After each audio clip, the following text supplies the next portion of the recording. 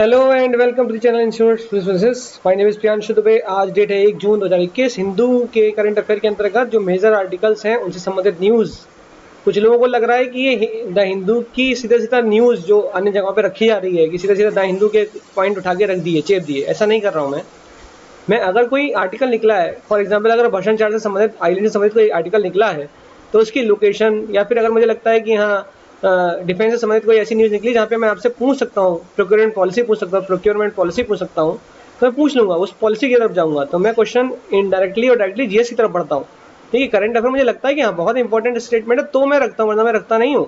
तो ये मत सोचिए कि करंट अफेयर का एज सच स्टेटमेंट है।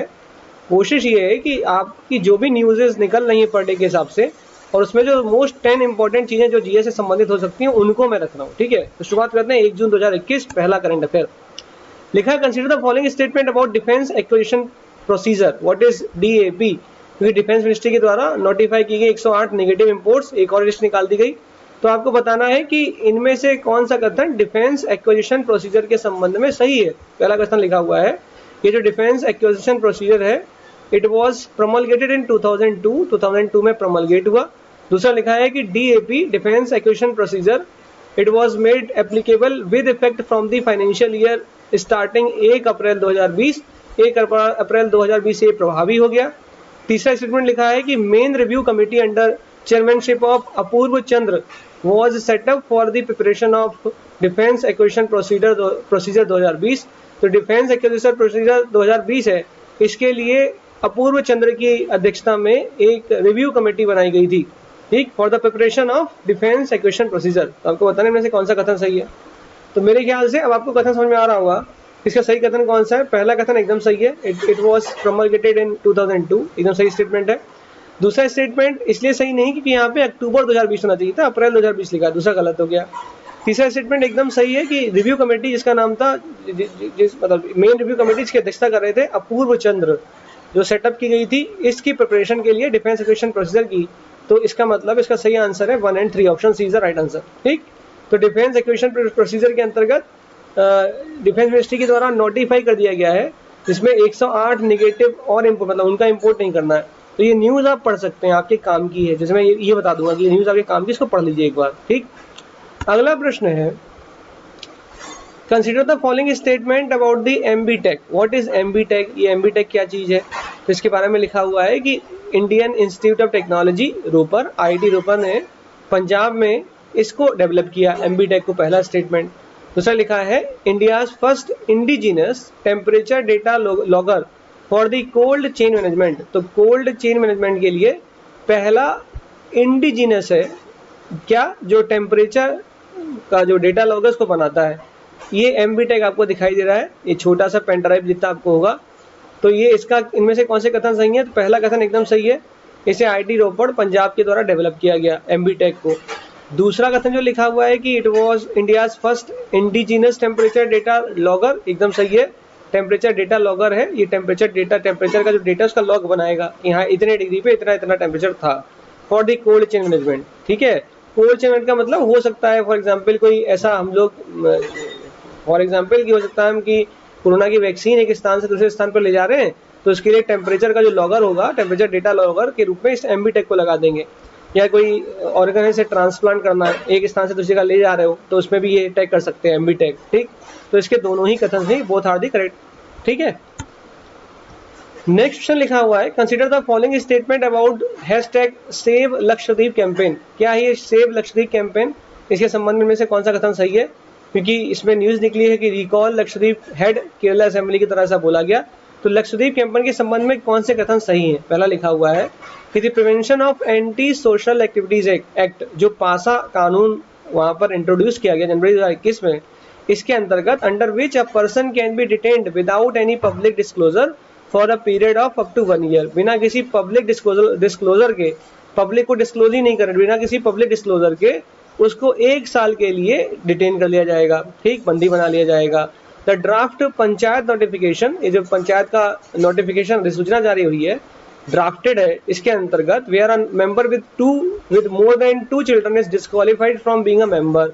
वो पंचायत का सदस्य नहीं बन सकता, चुनाव नहीं लड़ पाएगा अगर उसके 2 से अधिक बच्चे हैं। दूसरा कथन लिखा है। तीसरा लिखा है, the draft Lakshadweep development authority regulation, ये जो ड्राफ्ट है लक्षद्वीप डेवलपमेंट अथॉरिटी रेगुलेशन के अंतर्गत जो ये कानून लेकर आया जा रहा है रेगुलेशन करने के लिए, किसके लिए?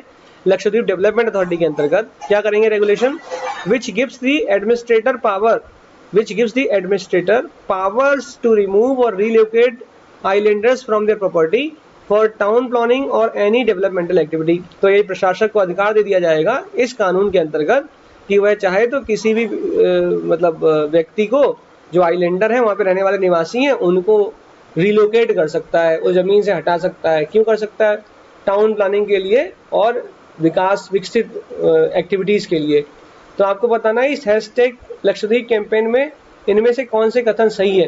क्या ये तीनों ही कानून के चलते ये हैशटैग सेव लक्षद्वीप कैंपेन चलाया जा रहा है? तो ये आपको पता होना चाहिए कि पहला कानून जो पासा लिखा हुआ है prevention of anti social activity act, ये एकदम सही स्टेटमेंट है।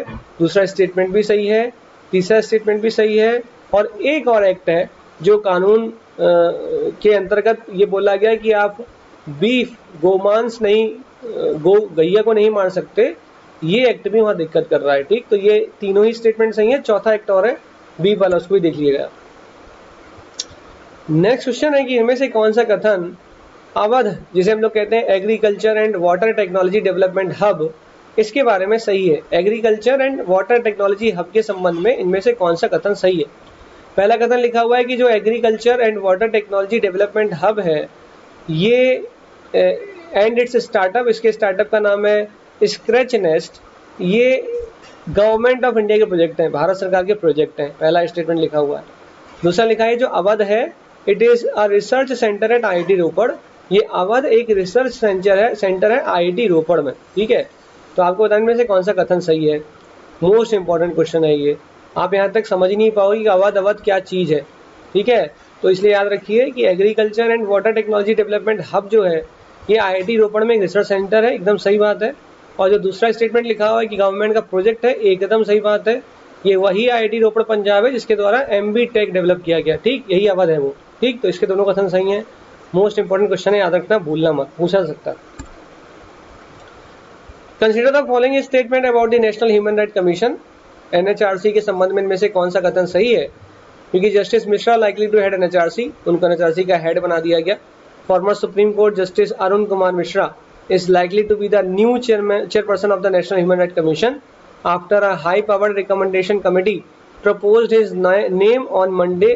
ये इन्फॉर्मेशन सोर्स के द्वारा दी गई। तो पहले तो आपका होमवर्क है कि आप ये बताइए कि नेशनल ह्यूमन राइट कमीशन के चेयरपर्सन को चुनने के लिए ये जो हाई पावर्ड कमेटी चुनी जो चुनती है इसको, उसमें उसके अंतर्गत कौन कौन होता है, आपको कमेंट करके बताना है कि सर प्राइम मिनिस्टर होता है, सर एक कैबिनेट मिनिस्टर होता है, सर अपोजिशन का लीडर होता है, सर डिप्टी चेयरमैन होता है। ये आपको करके बताना है, मुझे कमेंट करके बताना है कि इस हाई पावर्ड कमेटी में कौन कौन होता है जो चुनते हैं, जो रिकमेंड करते हैं नेशनल ह्यूमन राइट कमीशन के चेयरपर्सन को। ठीक, तो इसके बारे में कौन सा कथन सही? पहला कथन लिखा हुआ है कि जो नेशनल ह्यूमन राइट कमीशन है भारत का, इट वॉज एस्टेब्लिश्ड ऑन 12 अक्टूबर 1993, 12 अक्टूबर 1993 को इसकी स्थापना हुई। दूसरा लिखा है राष्ट्रीय मानवाधिकार आयोग। दूसरा लिखा है term of the chairperson and member of the commission is 3 years or 70 years whichever is earlier and shall be eligible for reappointment।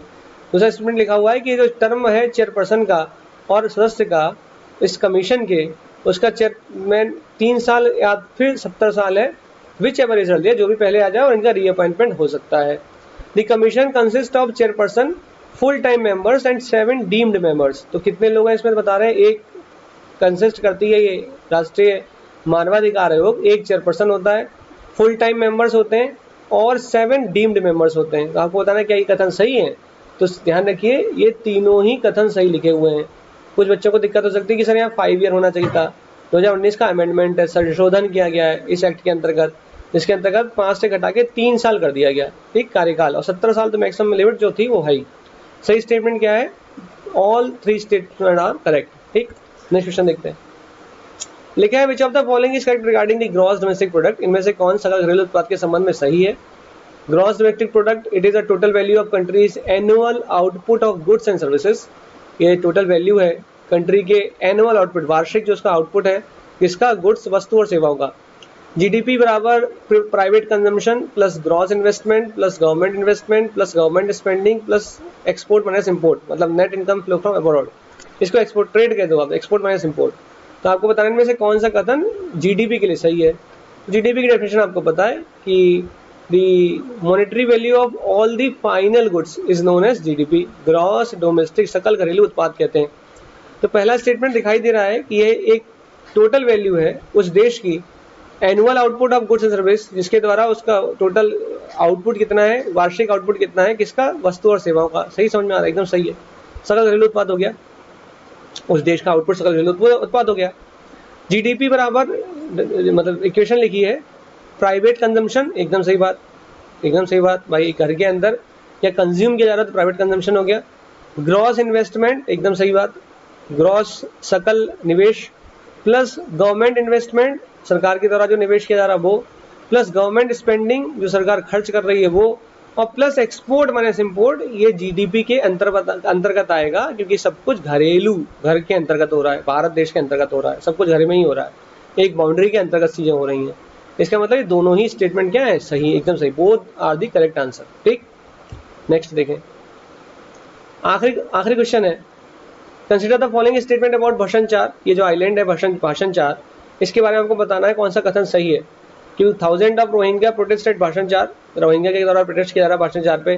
तो पहला स्टेटमेंट लिखा हुआ है कि ये जो भाषण 4 है फ्लोटिंग आइलैंड है, it is also known as Charpiya और Thengar 4 island, is an island in Hatiya Bangladesh. तो इसकी जो लोकेशन है वो हतिया बांग्लादेश में है। दूसरा कह रहा है कि the Bangladesh government is relocating the Rohingya refugees to this island, which of the following is correct. इनमें से कौन सा कथन सही है। ये इसको नीचे आना चाहिए था, ये गड़बड़ हो गया। ठीक, यहाँ से क्वेश्चन ब्रेक हो गया। विच of the following option is correct. तो क्या पहला स्टेटमेंट सही है कि भाषण 4 जो कि फ्लोटिंग आइलैंड है, इसको हम लोग चारपिया भी कहते हैं और थेंगर 4 आइलैंड भी कहते हैं, जो कि हातिया बांग्लादेश में है। ठीक है, इसकी लोकेशन। दूसरा स्टेटमेंट लिखा है कि बांग्लादेश गवर्नमेंट के द्वारा रिलोकेट किया जा रहा है रोहिंग्या रिफ्यूजीज को इस आइलैंड पे। आपको बताना है कि भाषण 4 के बारे में दोनों ही कथन सही हैं। तो सही आंसर है कि हाँ, ये दोनों सही हैं। भाषण 4 द्वीप पर ही बांग्लादेश गवर्नमेंट के द्वारा कहा गया कि हम रिलोकेट करेंगे रोहिंग्या को। ठीक है, और भाषण 4 द्वीप को क्या बोलते हैं, तो ये नाम आपको पता लग गया, थेंगर 4 आइलैंड और चारपिया। ठीक, पूछा जाता है चारपिया पूछा जाता है।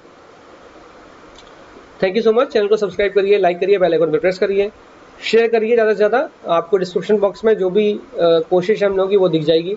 प्रियांशु दुबे टेलीग्राम का ग्रुप है ऑफिशियल, इसको सर्च करके उस पर ऐड हो जाइए।